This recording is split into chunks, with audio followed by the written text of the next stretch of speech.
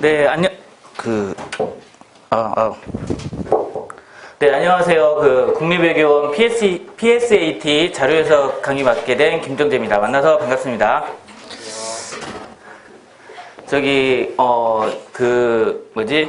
기본 강의 때 있으셨던 분들은 이렇게 반팔 입고 만났는데, 이제, 외투 입고 만나네요. 네. 국립외교원 과정 45명 발표됐던데 작년이랑 똑같은 거죠. 그죠? 예, 인원 변동은 없었던 것 같은데 선발 인원과 관련된 이야기를 한번 말씀을 드려볼게요. 원래 모든 시험이 정권 초기에 있죠. 정권 초기에는 인원이 잘립니다. 대부분. 왜냐면 큰 정부 이론과 작은 정부 이론이 있는데 작은 정부를 우리나라 사람들은 선호하는 것처럼 보여요.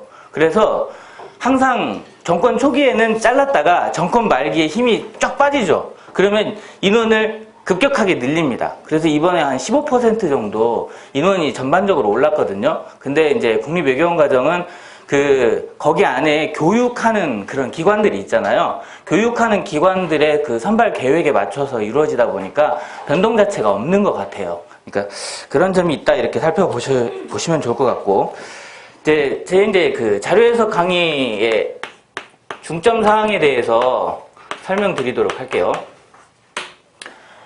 자, 여러분들 커트라인을 봤더니 한 70점 초반대에 형성이 되는 것 같아요. 70점 초반대면 내가 이제 100점 만점에 개수로 하게 되면 40개죠.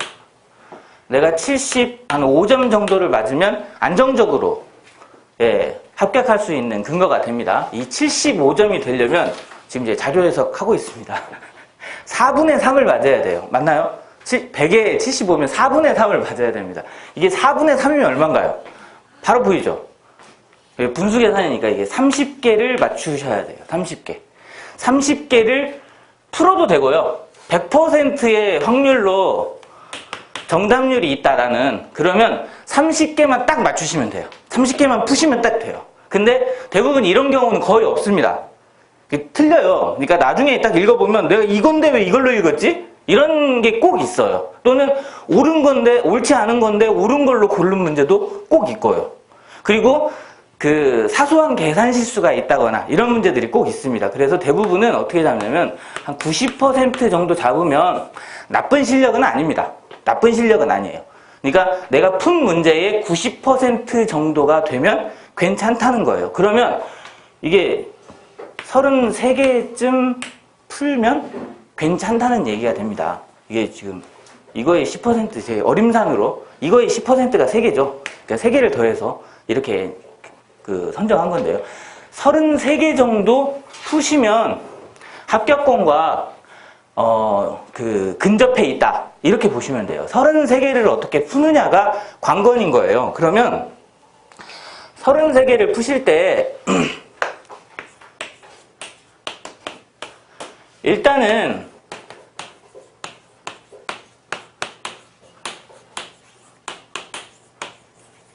쉽게 얘기하면 읽기입니다. 읽기.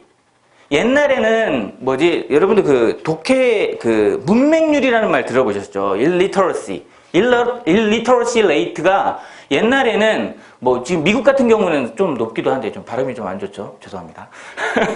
literacy가 우리나라 같은 경우에는 99% 가까이 돼요. 대부분 다 읽을 줄 알아요. 그래서 새로 등장하게 된 개념이 너 읽을 줄 아는데 이게 무슨 말인 줄 알고 어떤 의미인지 아니? 이렇게 물어보는 겁니다. 그래서 글을 읽으시면 어떤 사람은 굉장히 빨리 읽고 어떤 사람은 굉장히 천천히 읽는 경향이 있어요. 그러면 예를 들면 2004년에 전체 근로자 중 경제활동 인구에서 실업자가 차지하는 비중이 2005년 이렇게 나와요. 그러면 대조가 되는 영역이 있어요. 비교 대상이 되는 영역이 있어요. 걔네들만 잡아서 빨리빨리 읽어주면 됩니다. 그러니까 그런 읽기 능력부터 시작해서 이 읽기 능력이 크게 영향을 미쳐요. 근데 이거는 단기 변수가 아니라 장기 변수입니다. 그래서 쉽사리 고쳐지지 않는 특성이 있어요. 그래서 문제를 많이 풀어보게 되면 단기적으로 항상 물어보는 영역들이 있어요. 물어보는 영역들에 대한 대답은 좀 발전할 수 있지만 근본적인 읽기 능력은 기본적으로 장기 능력이다 이렇게 판단하시면 돼요. 두 번째는 뭐 예를 들면 추론 능력이나 문제 해결 능력이나 이런 것들을 이제 개발시켜야 되시겠지만 기본적으로는 여러분들이 문제 유형별 그 탐구들을 좀 합니다. 문제 유형별로 탐구를 해요. 근데 이 유형별 탐구가 실질적으로 자료 해석, 상황 판단, 언어 이해에서 무의미합니다. 왜냐하면 기본적으로 알아야 될 이게 그 뭐라고 되어 있냐면요. 대학교 3학년이 교양 수준에서 알 수 있는 지식이 있으면 이 문제를 풀 수 있다 그래요. 그러니까 내가 이 문제를 못 풀잖아요. 그러면 난 대학교 3학년 교양 수준이 없구나 이렇게 생각하시면 돼요. 예, 좀 비참하죠, 그죠? 근데 뭐 과학도 나오고 뭐 외교도 나왔다가 언제는 경제 나왔다가 막 이래요. 그러니까 쉽게 얘기하면 이걸 해결하는데 가장 좋은 방법은 뭐냐면요. 대학교 웬만한 입문 과정 있죠. 기본 과정 있죠. 뭐 예를 들면 논리학이라든지 언어 같은 경우 논리학이라든지 아니면 뭐 그런 교양 과정이 있죠. 심리학이라든지 이런 교양 과정을 여러 개 들어놓는 게 좋습니다. 예를 들면 법학개론 같은 거 하나 들어놓으시면 좋고 경제학개론 같은 거 하나 들어놓으시면 좋고 이러면 여러모로 도움을 받아요. 심리학도 마찬가지고요.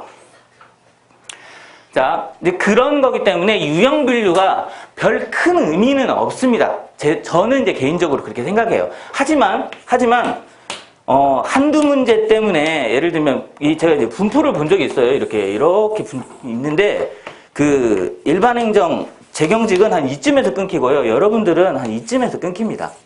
요쯤에서 끊겨요. 그러니까 여기 여러분들과 비슷한 여러분들일 수도 있죠. 사실은 여러분들이 여기 있을 수도 있고 이쪽에 있을 수도 있어요. 근데 이분들과 이분들이 거의 배치장 하나 차이밖에 안 납니다. 한 4문제, 5문제. 그 정도만 보시면 돼요. 한 과목당 한 문제씩 하죠. 한 과목당 한 문제씩이면 평균 2.5점 차이가 납니다. 2.5점 차이. 맞잖아요. 그죠? 예. 그러니까 3문제면 여기서 여기가 왔다 갔다 합니다. 3문제 차이예요. 3문제 차이. 그러니까 그 미세한 차이를 어떻게 발견해 내실지에 관련된 거로 유형별 접근을 하고 있다. 이렇게 보시면 될 것 같아요. 그래서 오늘 강의부터는 제가 이제 올해 기출문제부터 강의를 한번 하도록 할 텐데 이 기출문제를 보실 때 어떤 점을 보시면 되냐면 일반적인 이론이 있어요. 뭐 예를 들면 뭐 분수나 뭐 증가율이나 뭐 이런 얘기들이 있습니다. 이런 것들이 어떻게 적용이 되고 어떻게 노하우가 어떻게 펼쳐지는지 한번 살펴보시면 좋을 것 같아요. 그래서 이 문제들을 보고 어떤 판단을 내리고 어떻게 들어가는 게 좋은지 한번 판단을 내려보시면 좋을 것 같습니다.